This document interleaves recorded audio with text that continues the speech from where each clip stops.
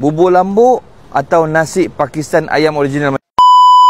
Yang ini 300 bungkus. Kita siapkan awal nak hantar kat mana? Terima kasih sangat kepada orang Kelantan, orang Terengganu yang order. Yang mana itu hari masa kita pergi makan fest mungkin tak dapat, dia orang repeat balik, babe. 300 bungkus 300 bungkus, insya-Allah kalau sampai nanti panaskan balik, makanlah. Selamat berbuka. Insya-Allah ada rezeki kita datang lagi ke Kelantan dan Terengganu. Okey, sorry bang. Okey, inilah runner-runner dia yang beli dengan kita. Tapi dia punya siapa yang bawa? Dia punya bos apa?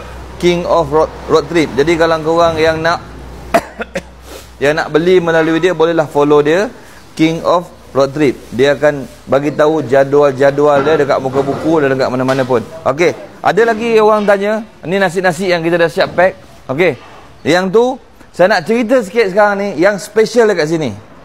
Ini ada 4 periuk. Semuanya orang ada. Orang order apa ni? Bubur lambuk. Yang ni special, babe. Memang special. Yang dia order saja ya Allah, saya cakap mulia betul orang ni.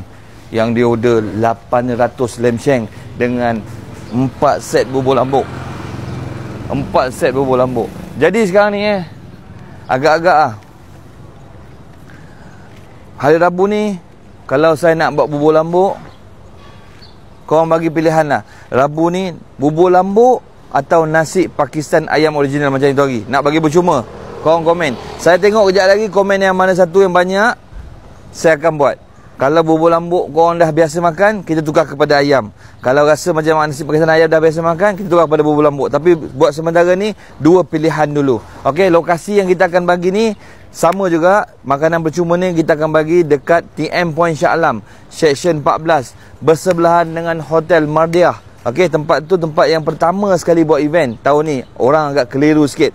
Tapi kalau saya nak datang, saya akan type TM Point Shah Alam, insya-Allah jumpa. Okey. Dan pembelian dekat sini tak ada kupon. Pembelian dekat sana saja ada kupon. Okey, jadi jangan anda tersalah faham pula, takut saya tak nak bagi kupon ke apa ke.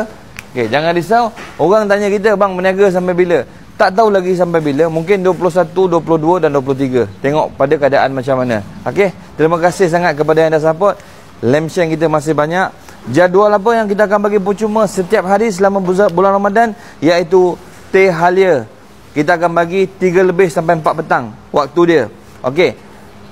Untuk mi kuah lamb shank kita akan bagi setiap hari pada selepas asar. Kenapa selepas asar? Sebab saya akan nak kumpulkan semua kuah yang ada, lemak-lemak dia, daging-daging, tulang-tulang yang pecah, dan kita akan gorengkan sekali. Sebab tu mi tu rasa dia macam, apa ni aku tak pernah makan. Semenjak 2 minit ni memang ada pedas sikit. Kenapa pedas? Isu pedas ni, sini saya nak ceritakan. Kuah yang kita pakai ni, dia dah balance dengan nasi, tapi dia tak balance dengan mi. Bila kita balance dengan mi, dia jadi pedas sangat. Bila kita ni kurang pedas, dia makan dengan nasi, dia jadi mendata. Tu saya tengah pening ni nak buat macam mana. Tapi saya cuba tambahkan kicap dekat mi tu.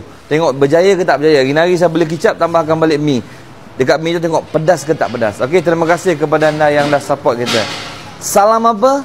Salam 2 juta.